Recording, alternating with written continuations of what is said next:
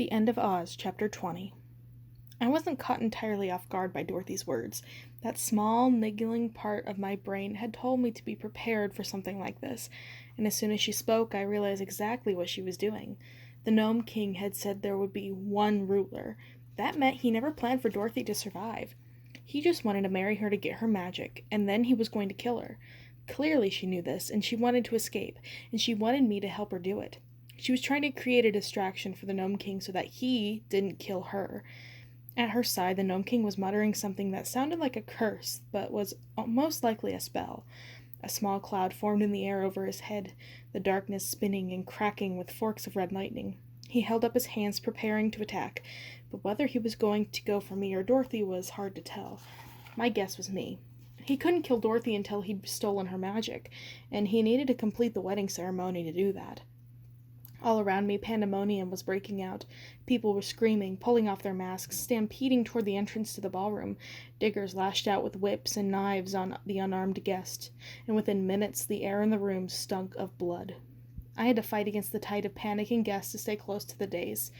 Where were Madison and Knox? And where was Lang? I didn't dare turn around and look. Dorothy didn't know I hadn't come to the wedding alone. If they could avoid her while I faced her down, they'd have a chance to get away. Leave me here, I thought at Knox furiously, hoping in vain that he'd somehow add psychic powers to his resume without telling me. Get Madison safe somewhere. Don't try to rescue me. Because this was my task. It was my responsibility. All of this had happened because I hadn't been able to bring myself to kill her before. I fought my way through the oncoming wave of people, trying to reach the dais. The Gnome King hurled a bolt of red lightning at my head. I ducked and it hit the floor behind me with a sizzling hiss. Okay, he was definitely targeting me first, and Dorothy was slinking toward the edge of the stage, her eyes on him. I'd been right. This was all part of her plan. I was here to distract him while she made her escape. And the cavern must have a secret exit, the one that she and the Gnome King had come through. If she got away now, there was no telling if I'd have another chance. Everywhere I looked, the Gnome King soldiers were springing into action. Dorothy had caught them off guard, but they recovered quickly. I knew if I ended up in their grip, it was game over. I could fight off a few of them, but I was horribly outnumbered. One of them came to me, his knife raised for a killing strike. I ducked and twisted, but he followed my movements effortlessly. The Gnome King took training as fighters seriously. Then again, so did the Order. This was what I was made for. I dodged him again, circling back to get enough room to strike. He struck by me like a leech, lunging forward again and again with his knife. But he was favoring his right side, where a huge map of scars suggested an old, still painful injury.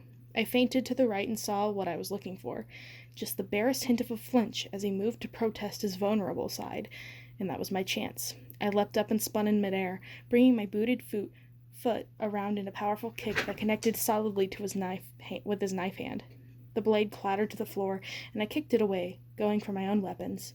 Before I could get to them, he'd already recovered from my attack and was launching one of his own. He leapt forward, wrapping lean but incredibly strong arms around my torso and pinning my own arms to my sides. I kicked backward with all my strength and heard a satisfying snap as my boot connected to his knee. He bellowed in pain but refused to let go, dragging me to the floor with him as he collapsed. Dorothy watched the fracas with an amused smile. The Gnome King glanced at her and she froze. A frown crossed his face. He was starting to figure out that she'd planned this too. And then I saw Knox fighting his way toward me. Get out of here, I yelled at him, suddenly feeling panicky.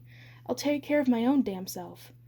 My exasperation gave me the extra urge of strength I needed, and I broke the grips guard, elbowing him in the face with a satisfying crunch. The days, I screamed at Knox, pointing. It's all that matters. His expression faltered, but seeing that I had broken free, he nodded at me and turned to fight his way where Dorothy was edging slowly but surely toward the secret exit. The pandemonium in the ballroom was working against us, but at least it was slowing the guards down too.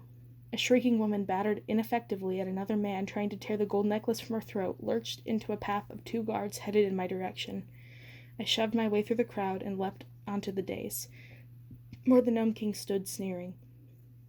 Well, well, he said, if it isn't my old friend, Miss Gum. He raised his hands again, preparing to throw another bolt of magic at me. If he hit me directly, I know he would kill me.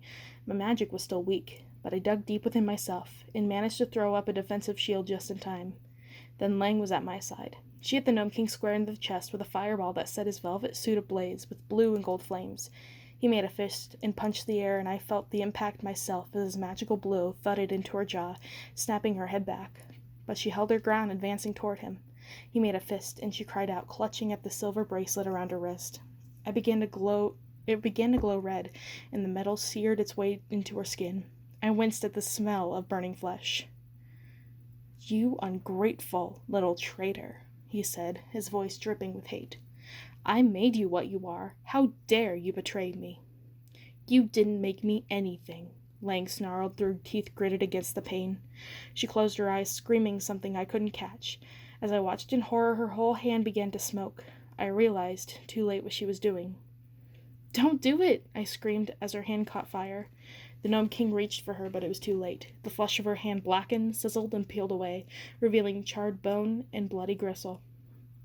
The Gnome King's bracelet slid off her mangled wrist and fell to the ground. "I'm free," she said, panting, her eyes wild. The pain had to be unbearable, but Lang's determination wouldn't quit. "You can't hurt me anymore," she yelled. "No one can hurt me anymore." There was no mistaking the triumph in her voice now. She sounded exultant. I wondered what she could have been different in a different world.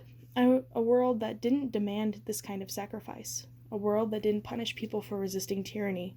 A world that didn't hurt you every chance it got. It was too late for Lang, and now I know never would know either. The Gnome King summoned another enormous cloud of magic that hovered in the air above him, crackly with mystic fury. He's going to kill her, I thought desperately. This close, there was no way he could miss. But maybe I could still help her defend herself. "Let me combine my magic with yours," I screamed. She just ignored me. The rippling nimbus over the Gnome King's head glowed hot red as the magic gathered into a single spear of jittery red light. He sent it hurtling toward her at the very second she lunged forward. She was reaching for the knife at his belt. Her fingers closed around the handle as the bolt slammed into her body. She screamed, the most awful scream of pain I've ever heard, and crumpled against him. He grabbed the front of her costume and held her aloft. I watched helplessly. "You think you can use my own weapon against me?" The Gnome King cackled triumphantly, laughing at her limp form. Lang's head rolled to the side, and she looked at me. She was smiling. "Take care of Nox," she said to me. And then Lang Wilder buried the Gnome King's knife in his chest to the hilt. Somehow she had managed to pull it from the sheath with her good hand. The metal flared with dark magic and burned into her palm, but she didn't let go. A tremendous boom echoed through the cavern, knocking me to the ground with its force. Everything in the ballroom froze. The diggers attacking the guests fleeing the diggers, and the very air itself seemed to hold its breath. The Gnome King's mouth dropped in a round O of surprise. He brought one hand to his chest, looking down at the hilt protruding from it in shock. "My own knife," he whispered. "You little traitor." And then he toppled slowly backward and hit the ground with a thud. I crawled forward to where Lang Wilder had collapsed on the dais. Nox leapt onto the platform with Madison close behind him. He crouched over Lang's body, her breathing fast and shallow. "How did you know that would work?" I asked her. "I didn't," she grimaced. I realized she was trying to smile. "Glad it did." "We have to get help," Nox said to Lang. "You're hurt. We have to get you back to the boat." Lang's eyes were glazing over with pain. "I'm not hurt," she whispered. "I'm dying." "Don't say that," Nox said desperately. She coughed weakly. "You can never handle the truth." Her eyes rolled toward me. "You're a good fighter, Amy. Now go find that bitch Dorothy and write my name with her blood." I grabbed her hand. "I swear I will." She smiled at me, her eyelids closing. "And tell Melindra," she gasped, fighting for breath. "Tell her I said," but she never finished the sentence. As I watched, the rise and fall of her chest slowed, and then it stopped. "She's gone," Nox whispered. His eyes were brimming over with tears. I wiped away my own. And then I looked around. Dorothy and her little servant were gone. We were alone.